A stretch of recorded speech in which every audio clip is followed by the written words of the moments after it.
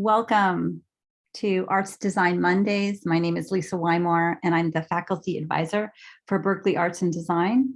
And welcome to tonight's event entitled Thinking Through Crip Studies 2.0-Beyond the Corporeal Disabled Body. The talk will be by Karen Nakamura and Sunaura Taylor. Before I begin, I wanted to do a quick apology to Judith Butler and Mel White Chen from last week's talks. We had a few logistical communication errors with our partner BAM PFA, and we did not get to thank Professor Butler and Professor Chen as we would have liked to for their engaging and illuminating discussion last week. So I'm sending out a big thank you and a promise to continue to do better as we figure out our whole online presenting medium, and I'm being new to the faculty advisor role. So thank you again.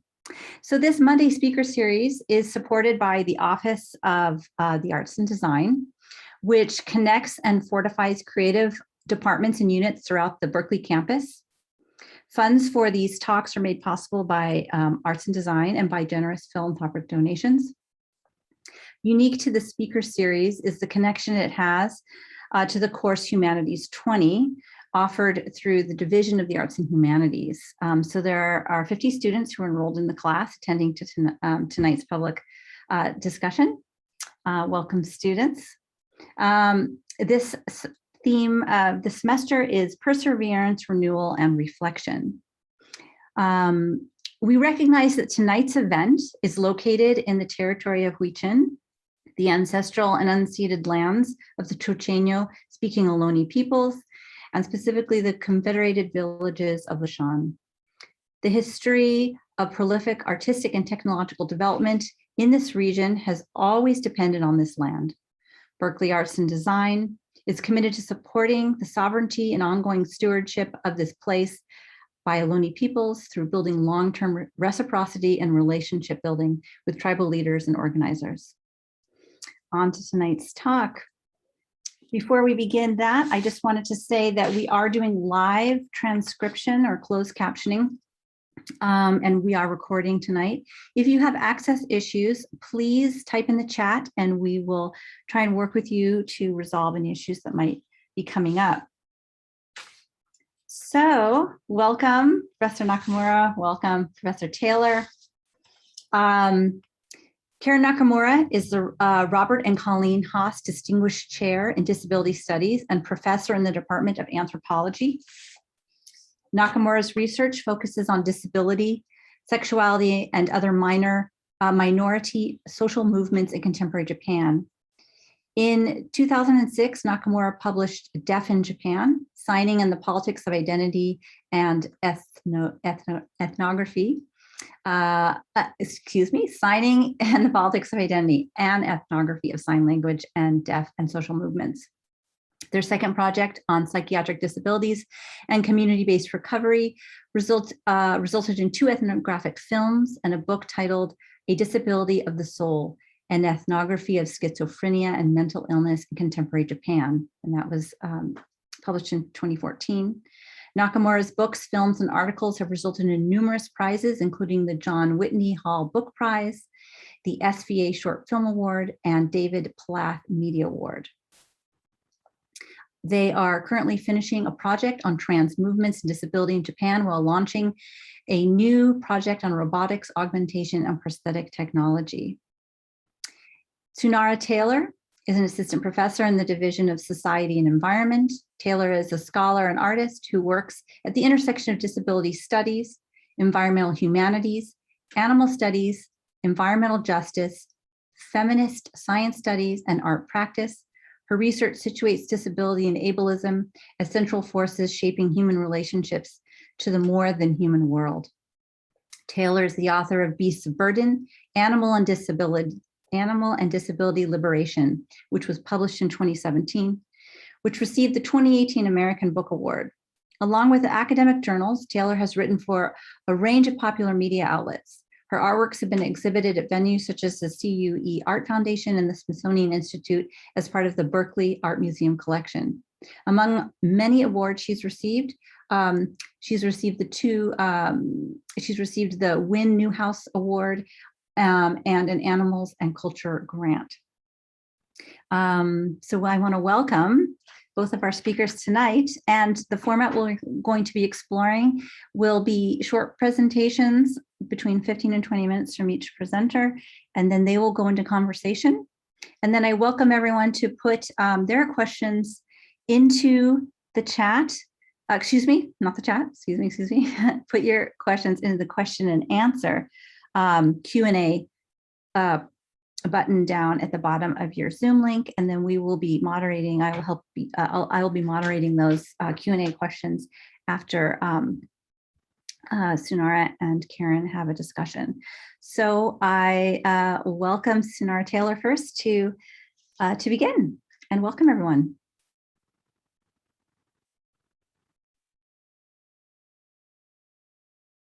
Hi everybody. Can everybody see me and hear me?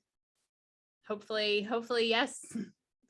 I am so delighted to be here and just want to send my thank yous out to Lisa Wymore for inviting me and to Paris Kotz for so much help in organizing this, and to everyone involved in this fabulous speaker series.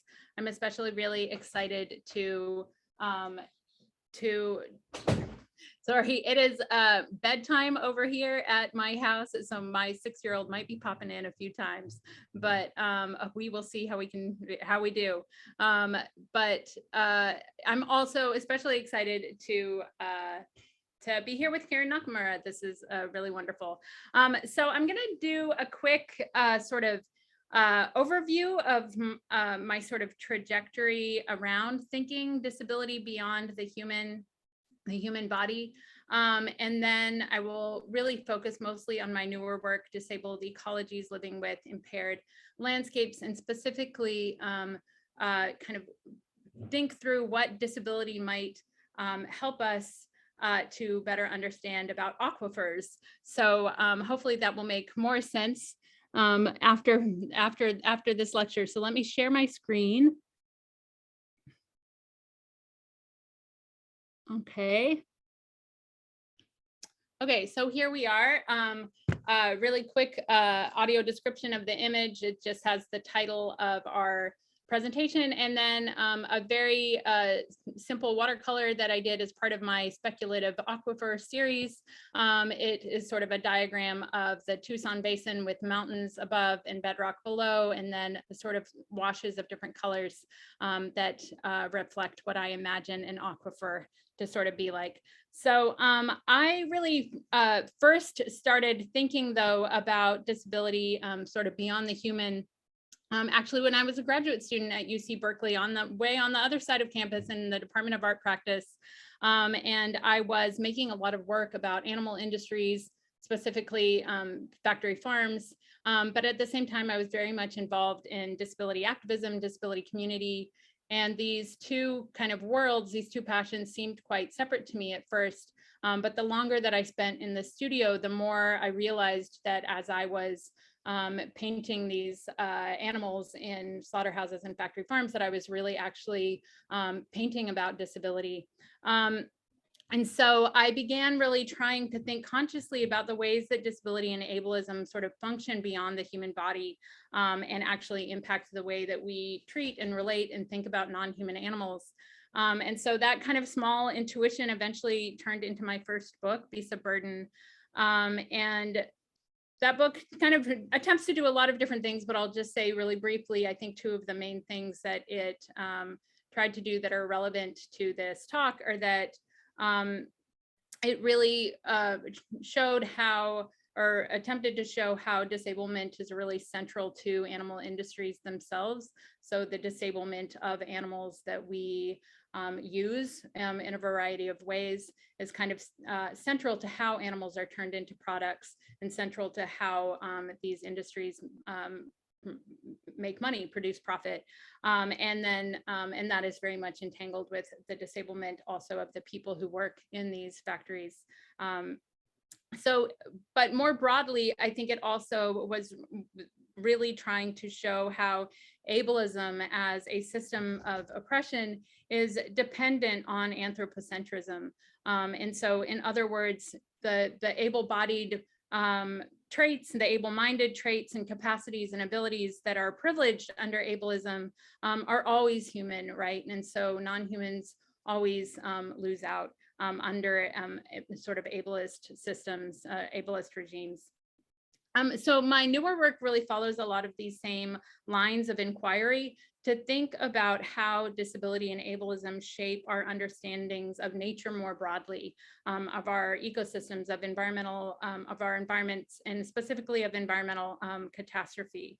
But they also are, I'm really interested in this question, right, of who, not only thinking beyond the human, but actually thinking who gets to have a body and who gets to have a disabled body.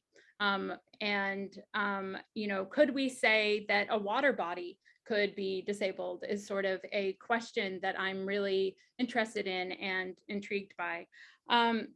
So I'll turn now to my research that I've been doing over the past few years, disabled ecologies, living with impaired landscapes. And this work is really rooted in a particular site in Tucson, Arizona. And it is a historical Superfund site, basically from the 1950s through 1970s, Hughes Aircraft Company, and a variety of other electronics and defense industries just started dumping huge amounts of heavy metals, solvents onto the desert floor. So this image is a aerial photograph of what looks like these three big black pools in the ground, but they are unlined pits in the ground where Hughes Aircraft Company would dispose of its chemicals.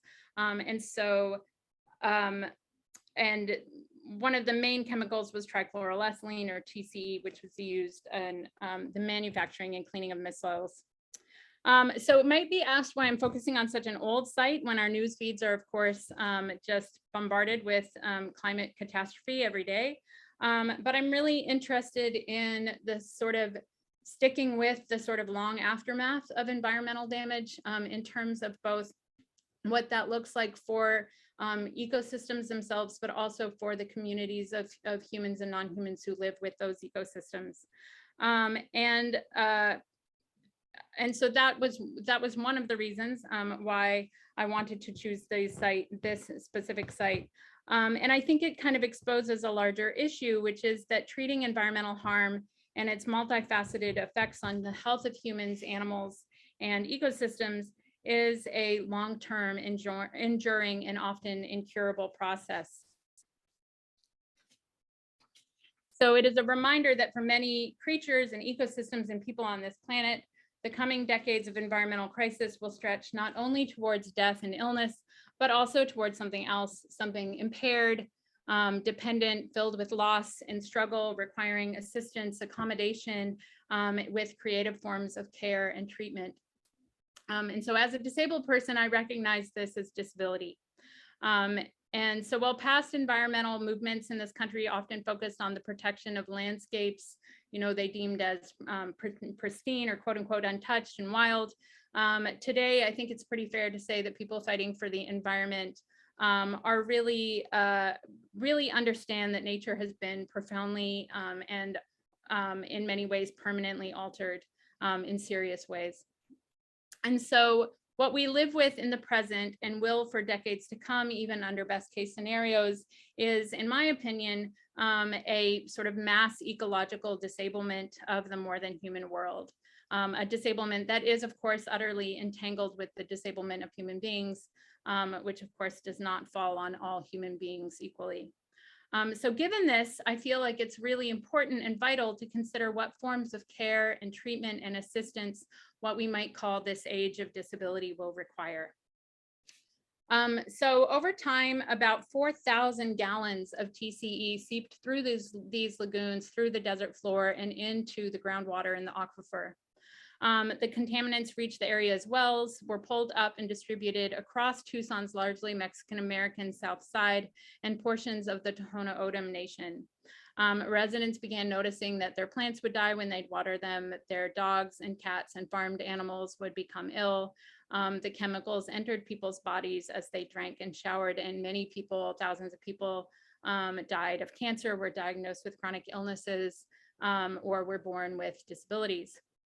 So this is in so many ways a typical case of environmental racism and native dispossession through contamination. Communities on the South Side endured years of racist and classist accusations that their congenital disabilities and cancer were their own fault, a consequence of poor reproductive choices, unhealthy diet and lifestyle, or their quote unquote being predisposed to illness. So what I've done during my time in the desert is really kind of trace these various injuries. And I came to understand that the Hughes aircraft lagoons and the broader industrial contamination that they were a part of really produced disability in a myriad of ways. So locally through contamination of the water supply, but internationally through the war industry, rhetorically through legal and political frames, and across species and environmental boundaries, from humans to mesquites to cattle to aquifers. So over the years of my research, I came to think of the web of injury that I've been mapping out as a disabled ecology. So webs of disability that are created spatially and temporally when ecosystems are corrupted and profoundly altered. Disabled ecologies are the material and cultural ways in which disability is manifested and produced among human and non-human entities. And so the more I learned, the farther these trails of injuries reached. And of course, they told stories of often debilitating and often life-ending injuries. But they also clearly mapped out alternative modes of connection and solidarity and resistance. So I want to shift gears a little bit and ask, what is at stake when we shift to a language of disability to describe a damaged world? And some may hear such language as sort of naively anthropomorphic, a hypochondriac's Gaia hypothesis, perhaps. But one of the things that I've been really interested in is how conceptions of health have actually long constituted the way in which environmental damage is itself understood and treated. Indeed, environmental degradation is already regularly conceptualized in popular media by a broad range of scientists and policymakers and theorists through narratives of health and impairment. So Bill McKibben, for example, more than a decade ago in his book Earth, described our altered planet as a paralyzed patient whose body is no longer working as it used to. 4 years later, Naomi Klein poignantly described the damage from the BP oil spill through the lens of reproductive disorders. In academia, Bruno Latour has pointed to the mutation of the atmosphere caused by climate change, while environmental humanities scholars are increasingly theorizing the Anthropocene with language of monsters, mutants, woundedness, illness, and damage. Today, it seems that barely a day goes by without a politician, a scientific report, or a government agency referring to the collapse of the Earth's life support systems or decline of ocean health, or a myriad of diseases that impact whole species. So I think it's interesting that such language is not considered merely metaphor. A scientific basis for what became known as ecosystem health emerged in the 1970s as various environmental scientists started mapping out the similarities between diagnostic challenges at the level of the individual and the whole ecosystem. And today, a variety of government agencies and scientists work to understand what to address ecosystem health across a variety of disciplines and use numerous metrics and indicators to analyze exactly what ecosystem health is.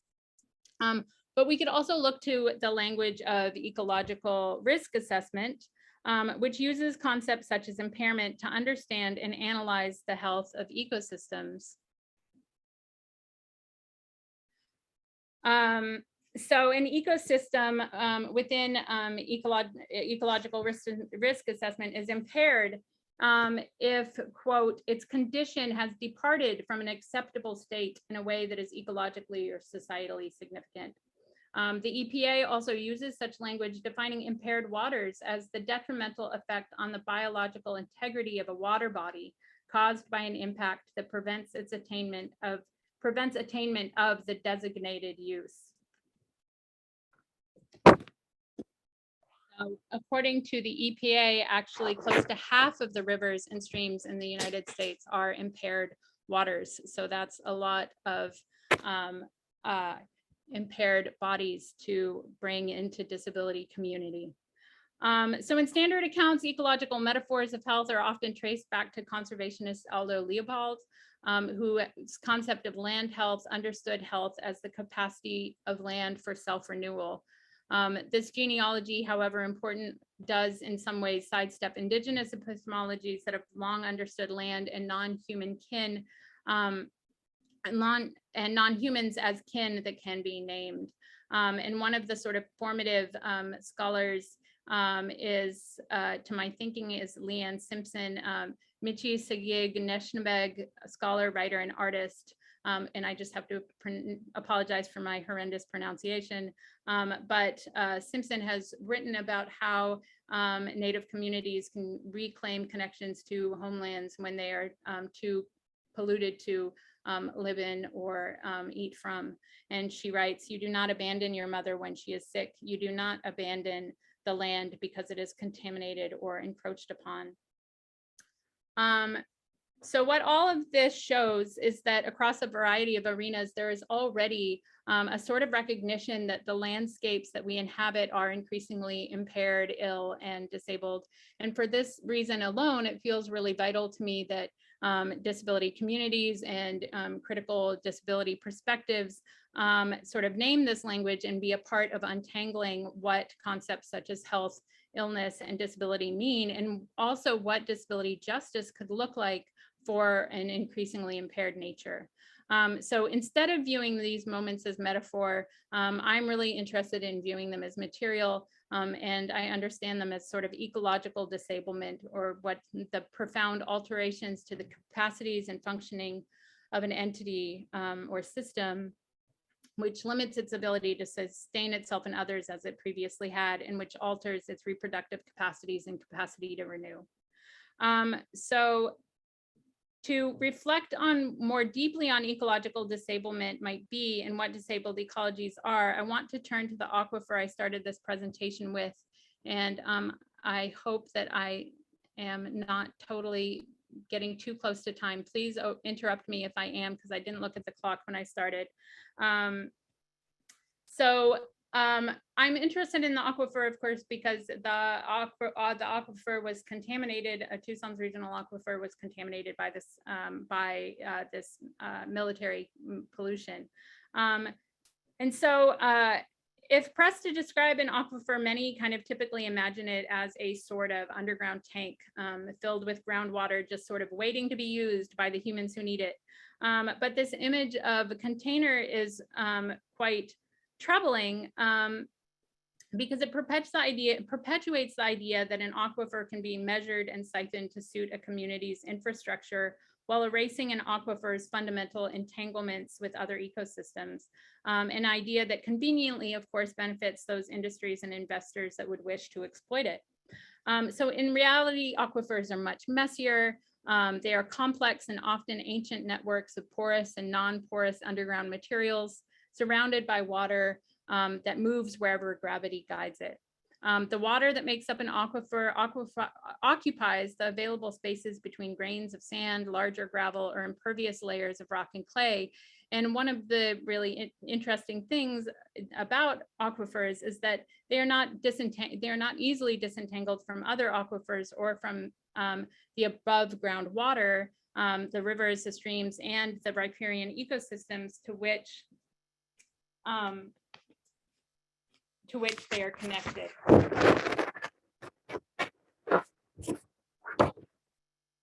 And I think I might have lost my place. 1 second. So understanding aquifers this way demands that we recognize them as more than infrastructure and instead see them as vital parts of ecosystems that make up the communities and landscapes that we live in. Yet we are not used to thinking about aquifers in any other way than through their water output as groundwater, or their monetary value and capacity. So in the United States, actually, aquifers are the laws written to protect our nation's water reinforce this invisibility of aquifers. They are, for example, not covered by the 1972 Clean Water Act, which in a typically anthropocentric move only covers navigable waters, waters that people could theoretically ride a vessel on. The only federal environmental law that attends to aquifers is the Safe Drinking Water Act, and even then they're relevant only when groundwater is pumped and consumed. So aquifers as ecosystems remain almost totally unprotected. So given this, it is not surprising that 22% of the nation's groundwater, a sampling of 1 in 5, test positive for chemicals that are a concern to human health, and that 21 of the world's 37 major aquifer systems are on the verge of collapse due to depletion. So various policies and scientists describe our nation's aquifers as impaired because of these issues. So when an aquifer's water table recedes away from streams and rivers or other water bodies on the land's surface, it is said to lose reach. And as an aquifer loses reach, its water is pumped away. The plants and trees that grow along the riverbed will become stressed and often die. So I'm really taken by this image as a disabled person myself, who is not able to use my arms, of this sort of aquifer streams and riparian ecosystems being unable to reach each other. And I imagine the aquifer here in one of my various sketches of aquifers, speculative aquifers, sort of reaching out with weakened ability in a sort of drastically unsuccessful effort to grab the riverbed. But I think, you know, beyond just sort of being fodder for art, this artistic practice of painting and drawing aquifers, I think the concept of losing reach can actually illuminate some of the ways in which a critical disability perspective is very relevant to ecosystem impairment. So while environmental policy and science definitely use a diagnostic frame of impairment, the social and political aspects of ecological disablement, more akin to a sort of the social model of disability, become really evident when we start looking at them on closer inspection. So recall that ecosystems are impaired if their condition has departed from an acceptable state. But of course, we can ask what social forces define an acceptable state? What about the societal significance that the definition points to? So with aquifers, acceptability and significance has everything to do with their utilitarian value to humans, right? They're impaired not when groundwater loses reach with other ecosystems, but when its depletion impacts human consumption. So in fact, looking closely at how different ecosystems are defined as impaired within environmental policy, we find that as with legislative definitions of human disability in the US, it is the inability to work to be able to labor and produce capital that shapes definitions of impairment. So I think this leads us to ask, you know, which impaired landscapes are considered valuable enough to merit multi-billion-dollar treatment facilities, and which, due to lopsided values, policies and power inequalities, are deemed not societally significant and thus are sort of excluded from systems of care, which are at risk of further harm and which are abandoned as sacrifice zones. Just as importantly, we need to ask what sorts of treatments are offered for these environments and for what ends, and how do these decisions intersect with the same sorts of inequity that human communities face when struggling against environmental racism and climate injustice.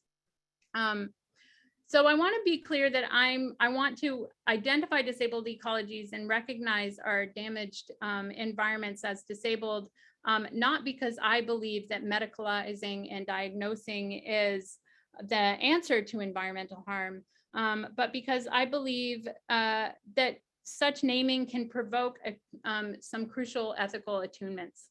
So if our ecosystems are ill, impaired, and disabled, then it seems clear that turning to disabled and ill people for the critical and generative understandings of health, limitation, loss, woundedness, loss, and adaptation and care that have emerged from these communities is going to be vital. Critical disability perspectives show that with access to healthcare, social supports, and community, disabled life can be not just livable, but flourishing. They insist that while damage is real, it is also a source, right, of ethical insight, of value, of creativity.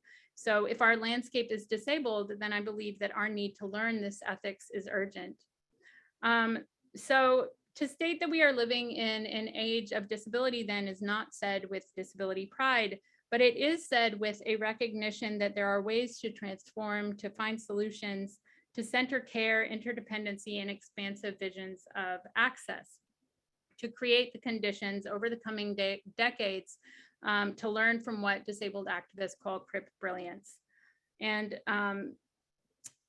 turning to disability communities and the critical and generative understandings of health and limitation and woundedness can help us, I believe, as we navigate and salvage a changing and imperiled world.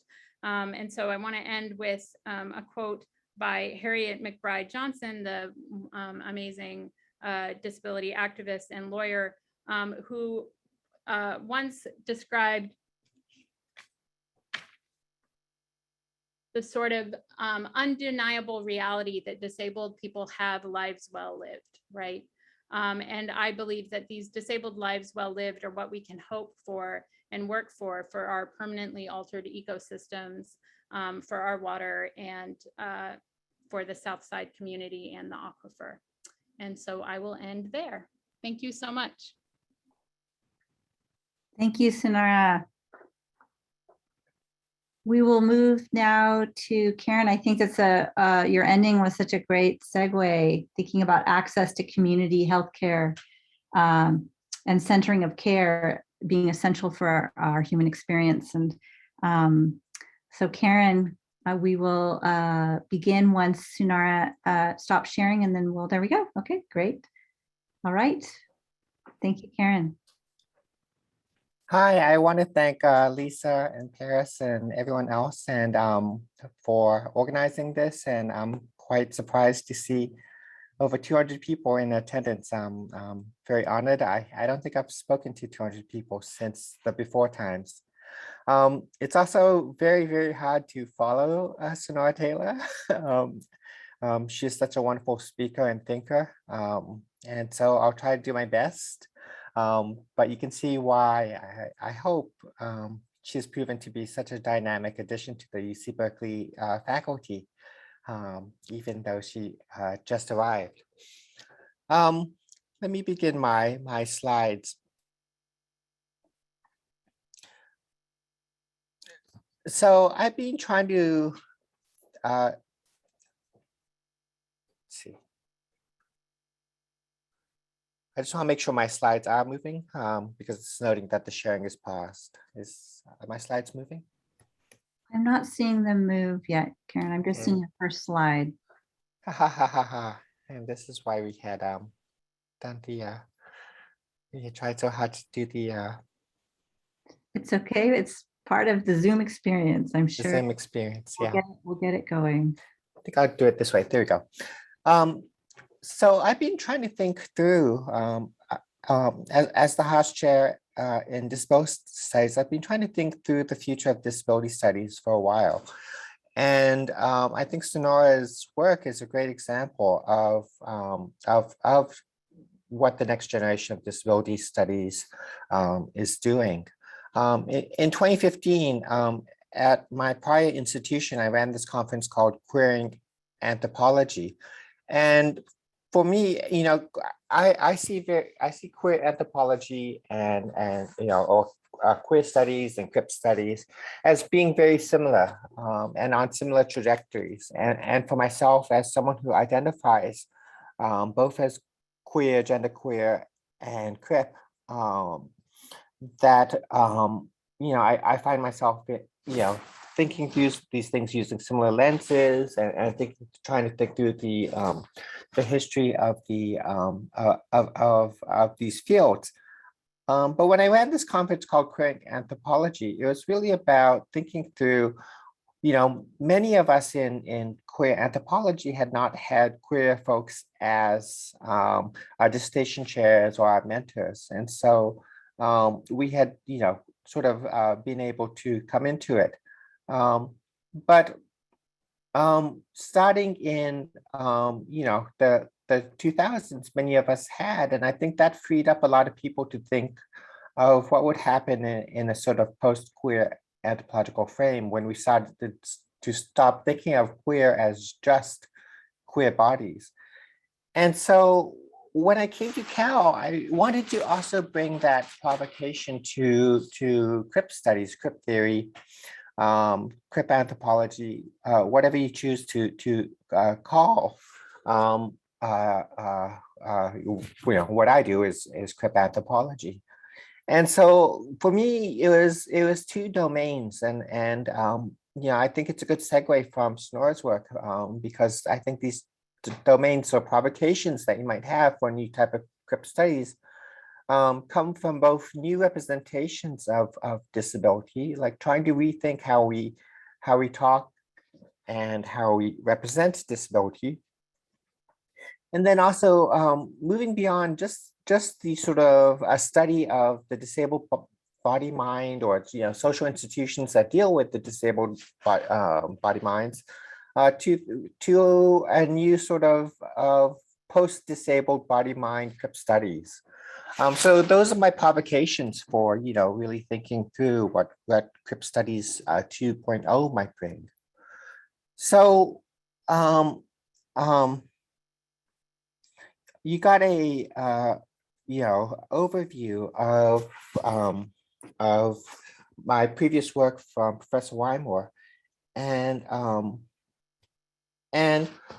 my second project was on psychiatric disabilities. And part of the reason why I chose to do a project on psychiatric disabilities was there was severalfold. One of them was because my own sort of coming out to myself and coming out publicly as someone who has various psychiatric and neurological disabilities.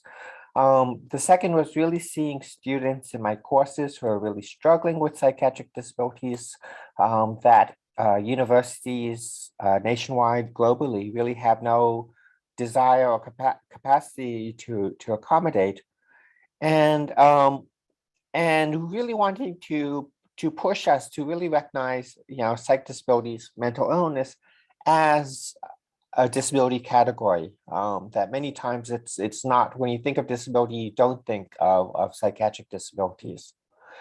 And in doing this, in trying to represent psychiatric disabilities in new ways, one really comes against that the sort of normative vision of psychiatric disabilities is not good, right? So people will perhaps think of Jack Nicholson in One Flew Over the Cuckoo's Nest, or maybe Jason Voorhees and the series of movies, or other media representations. For example, every time that there is a mass shooting, the person is undoubtedly called mentally disturbed, or having a psychiatric disability, or so forth. And so it's these representations, as well as representations of the unhoused in our communities as having psych disabilities, which they undoubtedly do, make it difficult for those of us who have psych disabilities to conceive of themselves, and for those who care for us, who live with us, also to think of how we might move beyond these representations. So, whoops, didn't want the video to start automatically. And so I found a intentional community of people with psychiatric disabilities in northern Japan that I thought was incredibly progressive. that their vision was to create a community where people with psychiatric disabilities could live in the community with full lives, loving each other, fighting with each other, growing old together, and ultimately sometimes dying in the community. And this seemed incredibly progressive, and I wanted to represent this community because I thought it presented a model for how we think about psychiatric disabilities and sort of the social model, right? Reasonable accommodation, or really just a community where people could just be who they were and live freely. The challenge was, though, that the usual textual ethnography, right? So anthropologists, we write books. And I found that very limiting. That the book really couldn't, people are bringing so much baggage into thinking about psychiatric disabilities that text alone wasn't enough. And I tried photographs, and even with photographs, people would read too much into the photograph or go into narratives that were not the narratives that I felt, were responsible or comfortable with them going in that direction. And so I decided to do a film in combination with the book. And I found that really effective. And I was very fortunate to have a publisher who was willing to have the first run of the book have a DVD, and then as everyone has streaming, now the film is streamed on the web, and you can get you can at least watch the film later on. I think Professor Wymore said she could share that with at least the people in the class. And that turned out to be really effective, to interweave and to deliberately write a book from the beginning, knowing that people had access to the film. Because I think my goal in the film was to really present people's lives fully in the community. But there's a lot that film can't do. Film is immediately immersive. You immediately see these people as the full human beings that they are. You see the sort of struggles that they go through. But it doesn't do a good job in representing either history or interiorities of thought. And sort of some of the responses I got from people who watch a film were, these people seem normal, right? So, my friends here, they're not wearing ski masks or, wielding machetes, or, they don't necessarily look unhoused. And so, film can't do some of those things, can't represent their struggles, but I didn't want to use, flashbacks or sort of stage dramatic scenes or things like that. And so the book allowed for this other way, and using text and literary devices, you can create, a parallel world to the film in which you get to know these the people in the film much more deeper, some of their back histories, what exactly they're thinking, or some of their experiences, some of when they had psychotic episodes, what was going on, and so forth. And so that was my goal with this combination. After I finished that project, and then came to Cal, I've been thinking how we move beyond disabled bodies and minds.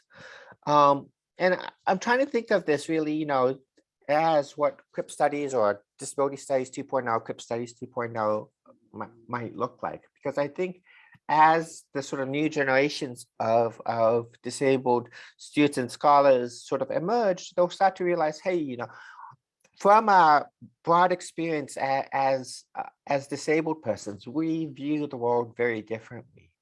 And that disability studies or Crip Studies 2.0 doesn't necessarily have to be about disabled bodies or minds, but it comes from the deep lived experiences and the social critical theory that has emerged as Crip theory, Crip Studies. So the one project that I'm trying to wrap up, it's perennially being pushed back, has been looking at the trans movement in Japan through the lens of disability studies, Crip Studies. And it's made easier by the trans movement in Japan interpolating itself as a disability movement, especially in the 90s and aughts. That they use the language of gender identity disability to articulate a new way of being in Japan, a new way of occupying gender. These days, it's starting to change. They start to use more of the language of sexual diversity and LGBT. But at least in the time when this ethnography is set, there was this moment when disability was the mechanism for talking about being trans, and I wanted to occupy that. My current project, as Professor Wymore described, is thinking through disability and technology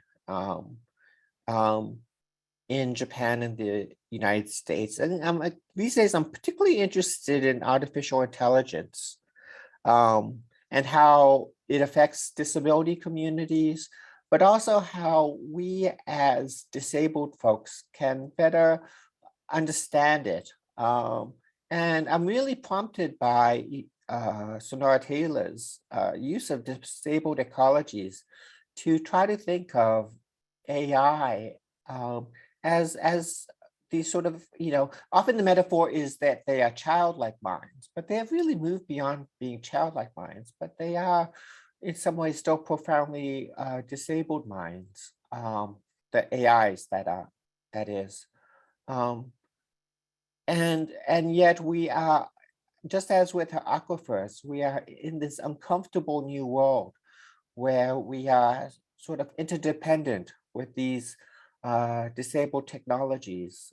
Today we have a human transcriber doing a live transcript, but I think many of us are familiar with the AI who does the auto transcription, and how many of us are so dependent on this AI whose name we don't know. But we also recognize, the flaws and limitations, and yet I think these days I feel a bit more compassion towards this AI as it struggles through us speaking so quickly and muttering at times. Not to say I don't love and cherish the human right now, transcriber who's doing all this work too, but I want to interpolate the AI into our universe of care and compassion too. So those are the thoughts that I end my bit with. It's not as neatly encapsulated as Sunaura's were. Mostly I wanted to give you some provocations and some things that, to think about. We're now going to move into, I think, the third portion of it, where Sunaura and I are going to talk. Professor Wymore has turned on her screen. Maybe there's an No, I just wanted to say, yes, we're going to move into the third portion. And then as you are both in conversation, if people want to add to the Q&A, then I'll help moderate that towards the end. But feel free to be in conversation and I'll pop in if we're getting close to the end. So no need to worry about time. Just we're so thrilled to have you both in conversation. So thank you. Oh boy, what are we going to do? Open conversation so hard. We're just going in the deep water. No, I'm just like so excited by some of your provocations that you laid out, and they remind me of other provocations that are like kind of the sort of guiding questions in disability studies that I always return to, and maybe I'll just like lay those out as like so that we can have more provocations and more questions. But I always think about Nirmala Aravelis kind of asking, right, how can we celebrate? I hate not having the exact quote in front of me because her words are so beautiful, but how can we celebrate disability without first kind of addressing the social violence, the systems of violence that disability emerges from, and what would it mean to address those systems of violence in order that then we can kind of get to the promise that disability, studies has kind of claimed of these spaces, generative spaces. And then the other one is Alison Kafer just talking about sort of the promise of disability studies as an expansive community, but what communities do we actually not really consider part of the disability communities, or what are those areas that we're not actually looking and don't kind of feel a sense of solidarity with, and so I really those are different, but it felt very similar to me in terms of thinking about what areas are we as disability studies scholars or community members and thinkers kind of not addressing that can be sites of solidarity either, because they're kind of raise really kind of scary, enter into really kind of scary territory, which I think AI does, and definitely, thinking about environmental damage also does. Yeah, so I don't know why those two provocations from them also kind of arose in my mind as you were speaking. Yeah, I think for me, East Oakland does much of the work that Tucson does for you as I think about it. It's colonized land. It's deeply polluted by multiple generations of industries that's continuing to be polluted right now. There are, it's a predominantly African American and Asian American and Hispanic community that struggles with violence, disease, debilitation, and so many of and these are things that disability studies has not traditionally talked about. That Chris Bell talked more than was it now 2 decades ago about how disability studies is really white disability studies. And I think you're absolutely right that when I think of your work, especially in thinking of the sort of the intersectional work that you've done with the both the Native communities as well as Hispanic communities in Tucson, that immediately that interpolation comes to mind. Yeah, well, I think when I was the first few years when I was doing this work, and really still, I mean, Chris Bell's words, echoed in my mind, and I think they do at, so many disability people who are thinking critically about disability. Yeah. And one of the things that I was really thinking about is that, the relationship between not addressing systems of violence and then keeping disability studies white, right? Like if we're not like disability studies, I have kind of come through this project to really believe will remain white disability studies unless there are these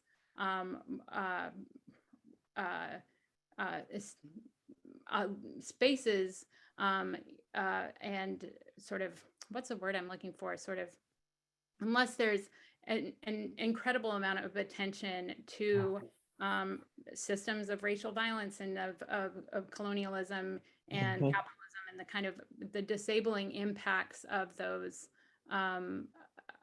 systems, right? And so I think the one challenge, right, is that like hearing you talk about the people that you were working with, it's like how to address disability as being caused by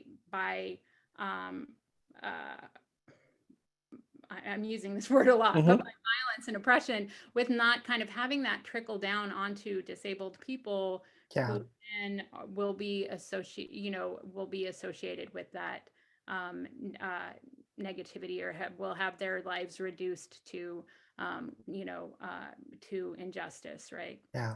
Well, that's why I so loved your first book on animal liberation, because I think you're absolutely right that the same forces that um,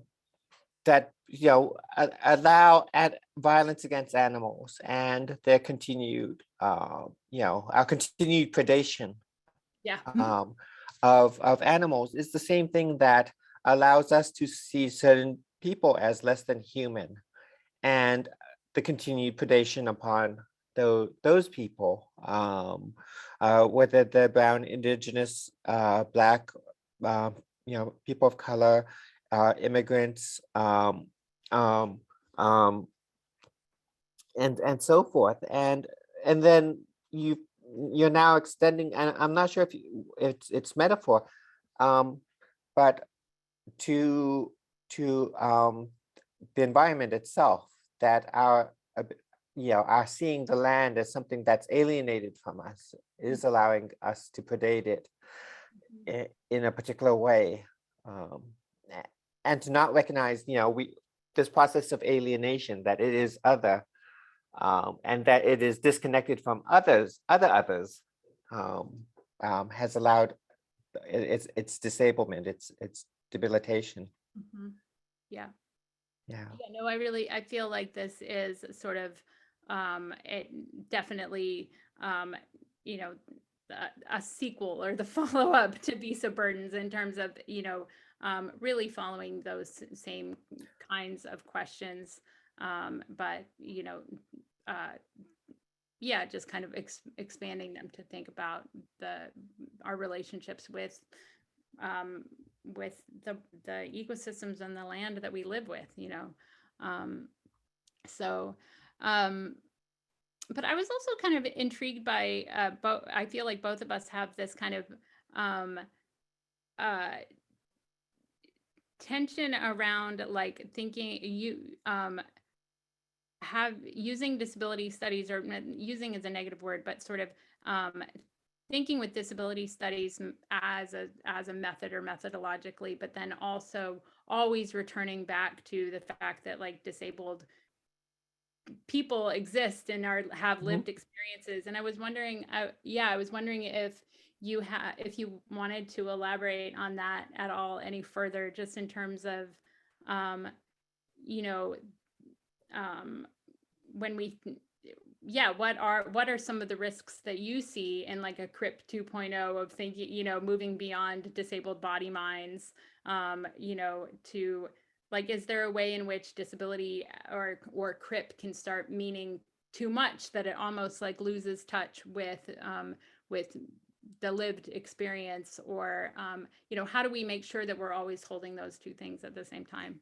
Yeah, I think it's just, yeah, I think you're right. And I think for me, one of the issues is really remembering that it takes a certain amount of privilege to move to the space where you're saying, hey, we're not going to worry about disabled body minds, And I worry that that step may be the same sort of, that it may, one of my criticisms of the ADA is it's based on the sort of liberal philosophy that, hey, as long as we ignore disability, we say, or we outlaw discrimination against disability, and we build in sort of ramps and door openers, everything will be fine and it will be fantastic. And it may be for a small minority of disabled folks who have educational and social privilege to be able to take advantage of that, door openers and ramps, and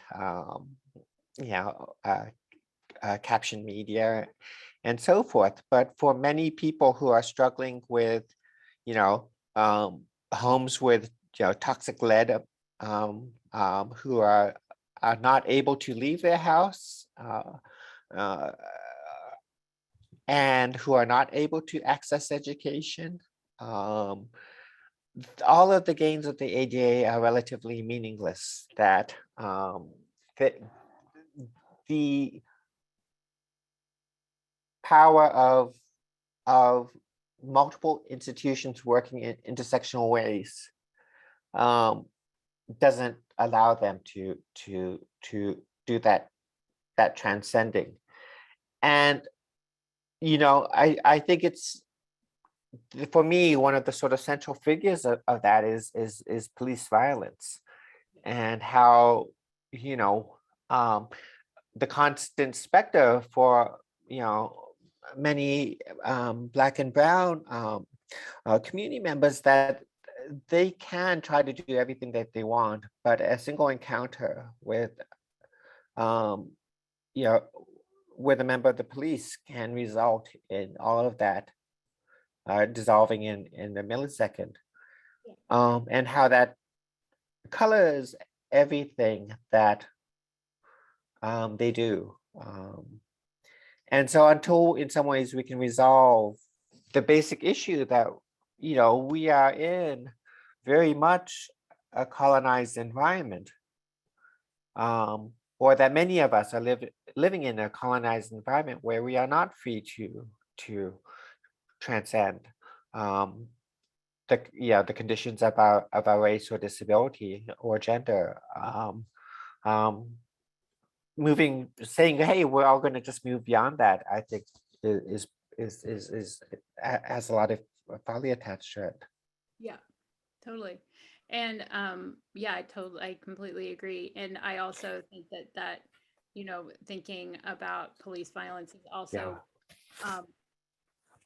shows the need to think about of course, how disability shapes power relations, and just the fact that so many police killings are then just, or sort of the excuse is then often articulated through disability, right? Oh, well, this person had had a mental illness, or this person was had some heart condition, and so really they should have been able to withstand the treatment the police was giving them, but it was their heart condition or whatever. Exactly. And so I think that is also shows on those, the way in which disability has to be thinking about on these multiple fronts.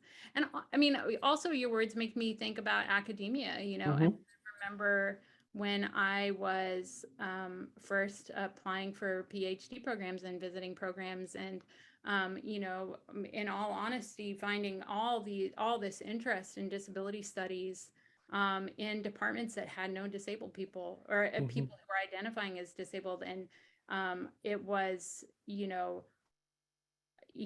really quite disturbing to be like, oh wow, this field is, people are so excited to think through these ideas, and yet it's racing ahead at this able-bodied pace before it's creating the conditions where people who are disabled can actually be there doing that work too. So and academia. I don't know about you, but I suffer from intense survivor's guilt, because I know so many people who I think were much smarter than me and much harder working than me, but whose either physical disabilities or psychiatric or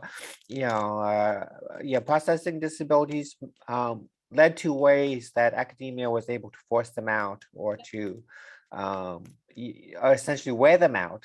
Is often the thing, is that it's just a constant fight against I think often deliberately ableist institutions.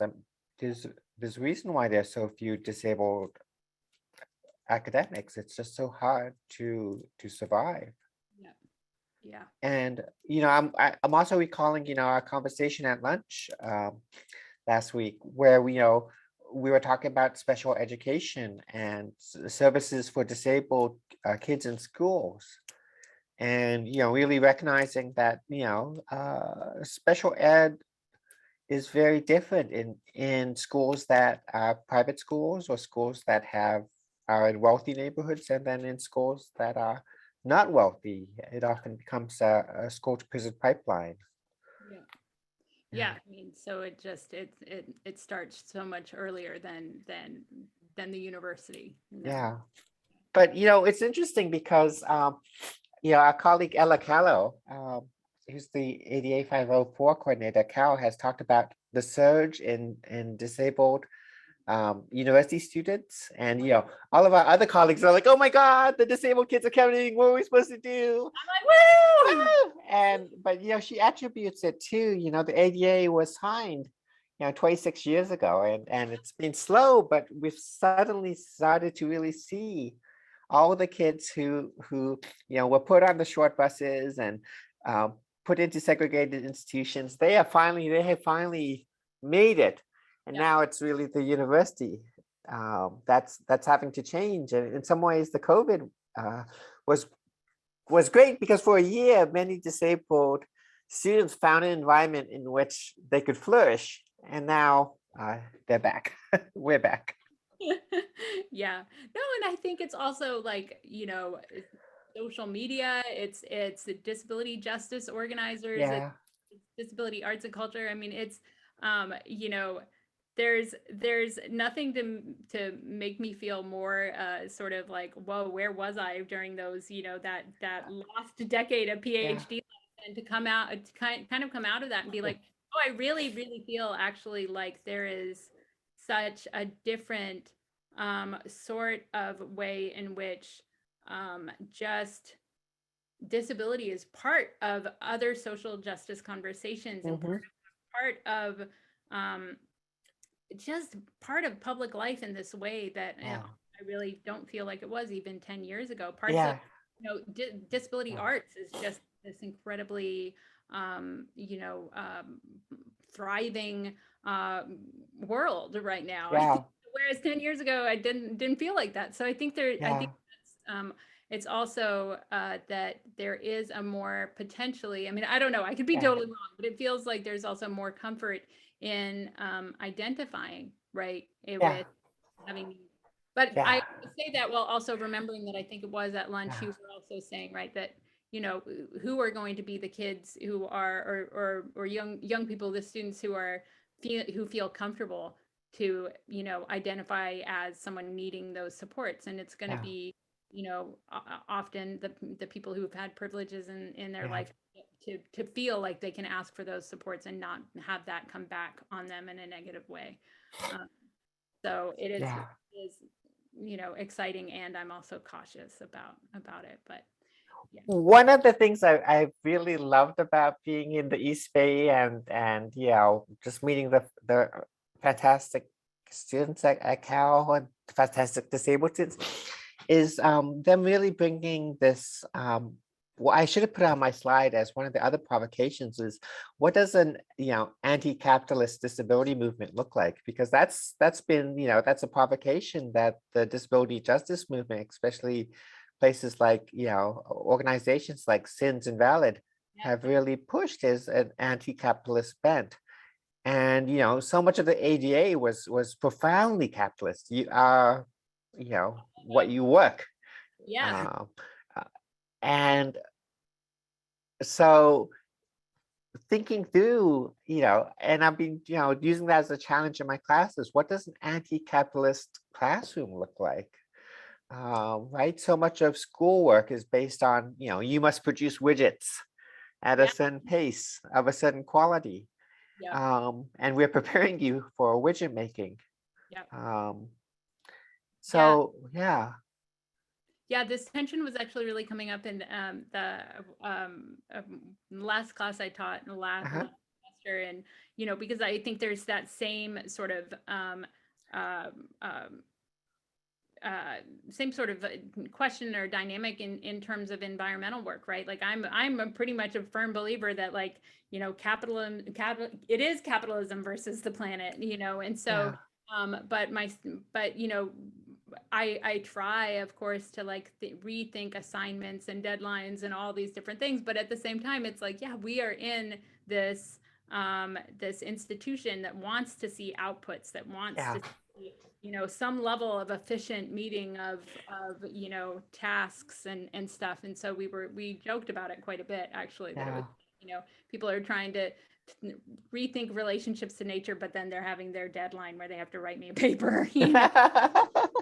So I think it's a really interesting question as people who were very much in a a capitalist world and institutions, and live it's but I also think that there are ways in which, just like with the climate, I think disability is on some level, and this is probably very romantic of me to say, but I do think that it is somewhat in opposition to capitalism, that capitalism and disability cannot actually become best friends. And same with capitalism and nature, and so, but actually figuring out what that looks like on the ground, oof. Oof. Yeah. But talking about the efficient completion of tasks, I'm reminded that we have some questions and answers, questions from the audience, and I'm not sure how we have at least 18 of them, and how do we efficiently process them?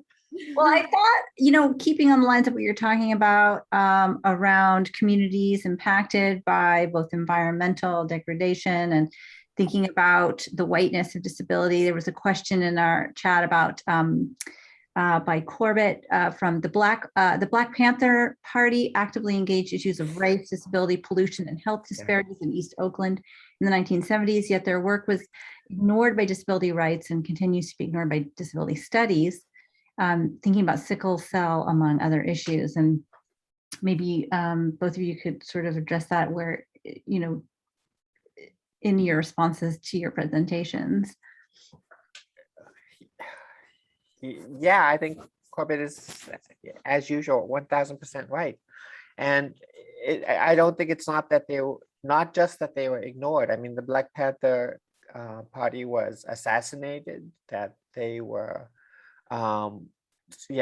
dismantled by the FBI, that they were discredited by multiple generations of politicians and other public figures, until it's only now that we are able to remember and to grasp their contributions and just how profoundly progressive they were at the time. And we continually do make these mistakes. To talk yet again about, the Flint crisis, water crisis, brought to, the public's mind about just how, contaminated water systems can be.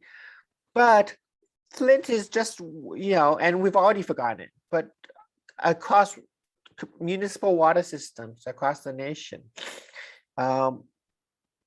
in neighborhoods that were previously redlined and are still occupied by Black and brown and immigrant bodies, water is heavily contaminated, not just by lead, but by other products.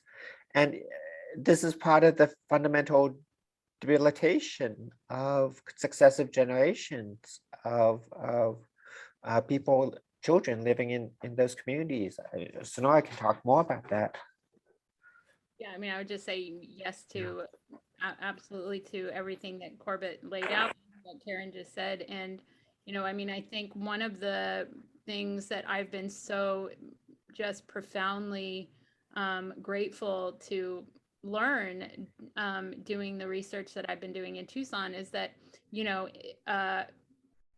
there have been all of these different disability movements, right? That disability studies does not typically include in its sort of genealogy.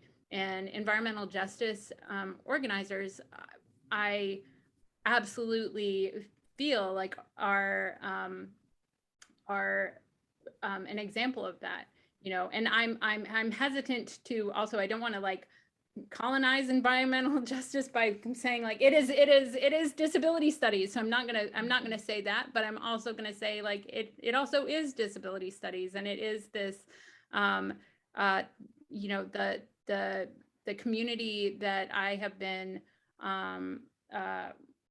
witnessing, working with, learning from, have been, ill and disabled, largely Mexican American community who have been organizing for environmental justice in ways that specifically work from the point where their what am I trying to say? Their analyses and the incredible expansive and brilliant sort of conceptions of treatment and of justice that have emerged from them grow out of their experiences as disabled and ill Mexican American people. And so I think one of the tasks, again, I go back to Allison Caver's sort of like, we talk about an expansive disability community, but which communities actually or do we include in our genealogies and which do we not? And I really, there's so much focus on like tensions between environmental justice frames and disability frames. And to me, I'm just actually like, no, there's so much solidarity there and so much overlapping. And not to say that there's not tension, but just to say that those sites of connection, I think also really need to be focused on and looked at. Great. Thank you. Did you want to respond to that, Karen, or move on to the? Yeah, no, I entirely agree with Sunaura. I think often, environmental justice is presented as in opposition to to give an example, Berkeley just passed an ordinance, forbidding the use of natural gas in new construction. And this can be a problem for Black, Brown, Indigenous, people of color, people living in poverty, as well as disabled people, because gas is an incredibly cheap way to heat your home. And many of us are sensitive to heat or cold, or many of us live in older homes that don't have good insulation. And so a ban of natural gas heating will triple or quadruple many people's heating and cooking costs. And so, these two things, it's the environment or, which do we value more? And I think, what Sunaura was talking later is that fundamentally, we're not critiquing capitalism. Like, capitalism is creating this infrastructure in which the two are presented as if they are options. And they I think it's a way to weaken both movements. I think we need to think of ways that we can uplift both. And I think for many, the image of environmentalism is, a white college-educated man with a scruffy beard who has suddenly discovered that they really like solar cells and camping in the New Mexico desert. And I think that image is changing, has to change. Thank you both so much. I wanted to shift to a question from Yasmin, who put it in very early, but switching to Bethel House and your film that you made, the documentary, Karen, because I think it provides an interesting site where of care that both of you were addressing. And Dr. Toshiaki in that film talks about working together, being social beings together, feeling the warmth of the Bethel House and the support and the complexity there, and also the use of the arts in that space too, really, which both of you bring the arts into your own work, either as ways to share and represent or to process or make even just art pieces that explore your research areas. So I just wanted to bring up that question. So Yasmin brings up, I'm curious about what the initial response of Bethel members was to the proposition of the film project, and then how did the community respond in your process? Yeah, so I almost didn't come back from Bethel. it is very close to being a utopia for people with psychiatric disabilities. And Sonora, I know Sonora sort of feels the same way about Tucson. That I was starting to get worried. Is her family really going to come back? Because it sounds like that. It's it was a enormously productive and okay, and yeah, strong community that you're part of over there. But the community, it's often odd because many of, my undergraduate as well as grad students want to do project on psych disabilities, and it's very hard to get approval from IRBs to do projects on that because there is the concern that people with psych disabilities may be exploited and what I found is it's the opposite, that people with psychiatric disabilities, or at least in my community, they were worried that they would live their lives with nothing, that they would die not being remembered. Many were put into, this community is in the middle of nowhere, and part of the reason why it's in the middle of nowhere is it is sort of, like Siberian exile. But they've managed to create this wonderful flourishing community in the midst of northern of the northern the remote northern island, and so they wanted to be part of the community ethos is to share stories, and they wanted this choice to be shared, and they wanted their lives to be remembered, and they wanted the community to be noted, and I think that was really important. I think many of the rules that IRBs and other institutions set up are not really for the protection of the community, but for the protection of the institution, whether the institution be the university or the institution be more powerful things like the hospital, the psychiatric hospital, or physicians being angry and suing the university and so forth. That it's for their protection and not really for the protection of disabled folks themselves. Now, I'd like to toss this question to Sonora about how your community members felt about the different forms of representation that you used. I'm sorry. Yeah, well, I mean, I think that is a question that I, is that I've been really kind of struggling with over the past few years, which I think a lot of people who do sort of ethnographic work really, think about or should be thinking about, right? Is like, what is I guess I'll say too, like, especially in a community that has been the subject of interviews and academic research like repeatedly, right? So this is a 40-year-old site. And so a lot of people have already given interviews. A lot of people have already told their stories, and I want to also recognize that it's work to tell one's to tell these intense stories, right, about environmental racism and the experience of disease and illness and loss, and so the people who I worked with, who were so welcoming to me, I think really it's sort of similar, Karen, to what you're saying, of also really want the story out, and people want people to know what has happened, and also want people to know that that this isn't just a success story, because they actually had a very successful litigation, amazing.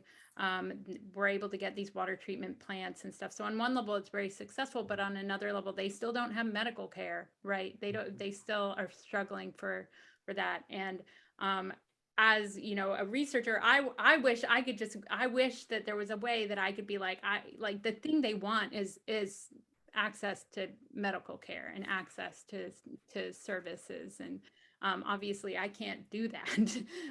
But so I think I've worked to have a variety of different creative methods that I hope will at least be meaningful. I mean, even just things like I'm working on a series of portraits of people who I interviewed, of the people who they lost, or people who are sick, and you know, those are things that I can give to people.